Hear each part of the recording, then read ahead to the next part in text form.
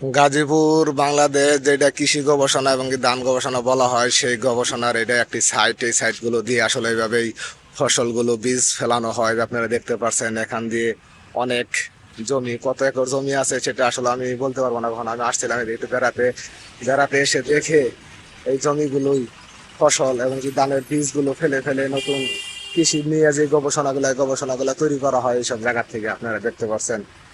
যত দূর চোখ যাবে এরকম জমি ফালায় রাখছে, দেখছেন? এই যে আমরা কিছু ধান আবাদ করে রাখছে, হয়তো এগুলো কোনো কিছু এরকম চেষ্টার বিনিময়ে এরকম হচ্ছে।